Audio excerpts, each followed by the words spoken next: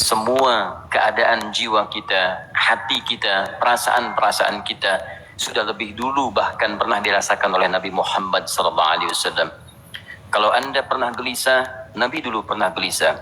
Kalau Anda bahagia, Nabi juga pernah bahagia. Kalau Anda merasakan kekhawatiran, Nabi dulu pernah khawatir. Dan miniatur kehidupan kita sudah dicontohkan dalam perjalanan kehidupan Nabi Muhammad SAW agar kita bisa belajar mengatasi problematika kehidupan. Allahu Akbar, kalau beliau tidak diutus oleh Allah, kita tidak tahu bagaimana cara menyelesaikan pemetaan kehidupan kita hingga dengan saat ini. Bahkan satu ketika pernah beliau kemudian dalam masa yang telah panjang berdakwah, qadarullah kemudian ada wahyu yang jeda datangnya tidak seperti biasanya. Biasanya datangnya cepat, berganti hari turun wahyu, ganti pekan turun wahyu. Ini beberapa masa wahyu belum turun. Ada hikmah di balik itu. Teman-teman sekalian, tiba-tiba beliau naik ke atas bukit, wahyu belum turun juga. Pulang ke rumah, belum turun juga. Sampai keadaan itu terlihat oleh kalangan kafir Quraisy dan mereka berkata, lihatlah Muhammad sudah gila. Dituduh gila. Jadi kalau Anda cuma dituduh dengan hal-hal yang ringan, dituduh soleh, kan? Dituduh kemudian orang yang berubah, dituduh semakin beriman dan sebagainya, barangkali itu lebih baik. Nabi dituduh gila, Anda bayangkan. Tuh Muhammad sudah gila. Muhammad sudah ditinggalkan oleh Tuhannya. Muhammad sudah kehilangan pegangannya. Muhammad sudah tidak punya orientasi. Orangnya sudah nggak jelas, bolak-balik tidak karuan. Naik ke atas bukit seakan-akan orang yang frustasi dan seterusnya. Tapi tahukah Anda apa yang terjadi? Setelah berbagai cacian, makian, tuduhan macam-macam diterima oleh Nabi SAW, lantas tibalah masanya Allah menurunkan satu surah, bahkan disandingkan dengan surah yang lainnya. Bersandinglah dua surah ini secara bersamaan turun, surah ke-93 dan surah ke-94-nya, terkait berkelindan memberikan satu harapan yang sangat panjang. Kata Allah, wadduha wal-laili idza saja ma wadda'aka rabbuka wa ma qala walal akhiratu khairul laka minal ula walasawfa yu'tika rabbuka fatarda alam yajidka yatiman fa'awa wa wajadaka dhallan fahada wa wajadaka 'ailan fa'aghna fa ammal yatima fala taqhar wa ammas sa'ila fala tanhar wa amma bi ni'mati rabbika fahaddits. Ya Muhammad, saya bersumpah dengan waktu duha. Kalau kita baca dengan ilmu balaghahnya, itu bukan sekedar sumpah mengilustrasikan waktu duha. Karena di ilmu balaghah itu nanti ada 3 turunan ilmu. Ada disebut ilmu ma'ani, ilmu mencari kata-kata sehingga ungkapannya sesuai untuk disampaikan. Mana kata-kata yang tepat untuk disampaikan dalam konteks yang ingin dibicarakan. Itu ma'ani namanya. Kemudian setelahnya ada ilmu bayan, bagaimana mengemas kosakata yang bagus ini sehingga bisa disampaikan dengan jelas, orang tidak bingung menerimanya, paham maksudnya. Kemudian setelah itu kadang-kadang jelas kalimatnya, tapi kedengarannya tidak indah. Woi, rapatkan, woi, apa belum paham juga? Rapatkan saf. Memang jelas, tapi nggak ngenakin. Maka bagaimana caranya disampaikan dengan jelas, tapi hati kita terasa nyaman, memuji.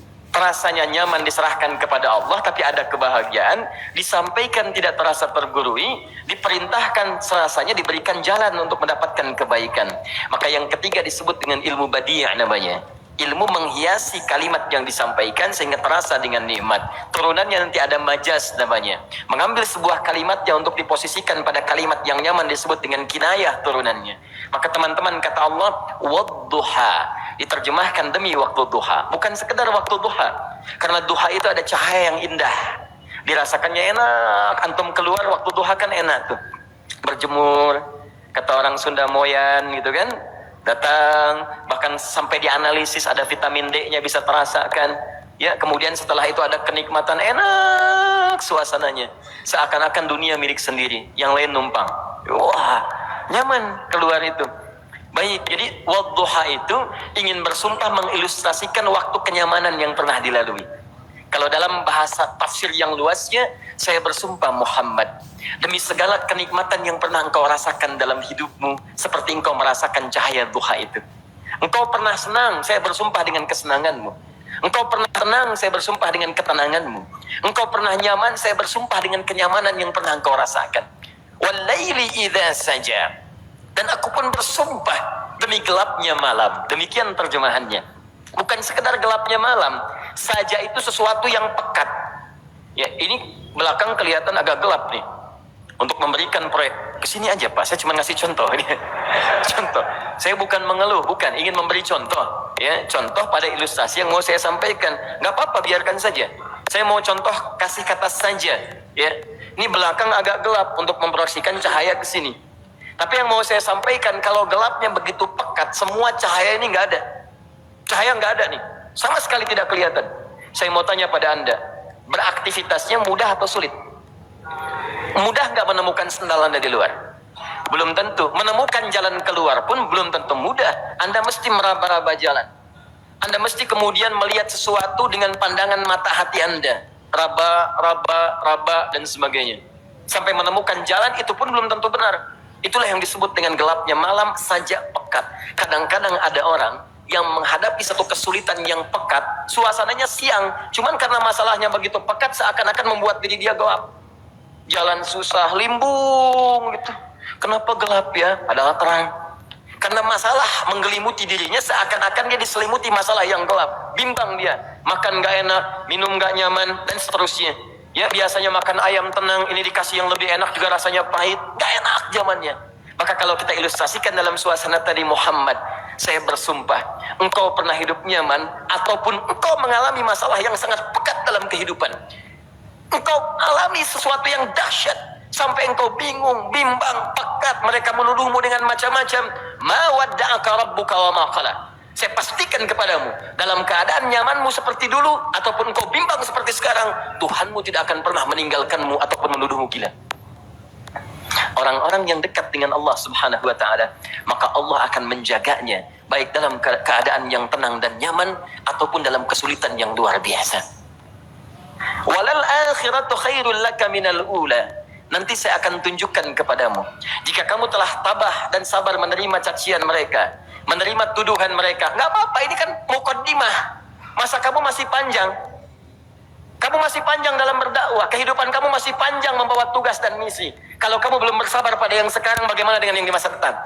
Tapi saya pastikan kepadamu, jangankan yang seperti ini, masalah pekat yang paling hebat pun kamu akan hadapi, yang membuat kamu sedemikian sulit lebih daripada ini, yakinkan pada jiwamu, aku tidak akan pernah meninggalkanmu.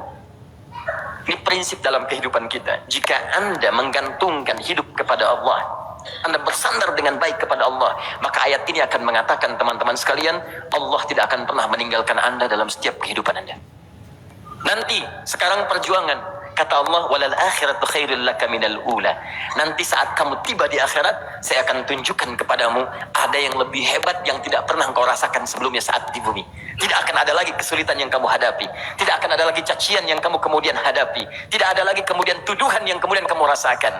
Aku akan berikan apapun yang kamu inginkan sampai kamu puas. Wala sawfa yu'tika rabbuka fatarda.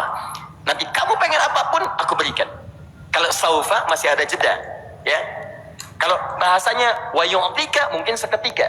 Tapi ketika mengatakan saufa, artinya bukan saat ini Muhammad. Sekarang pun aku berikan, tapi nanti yang di akhirat aku berikan sampai kamu merasa puas. Ayo minta apa saja. Hadir, hadir, hadir, hadir.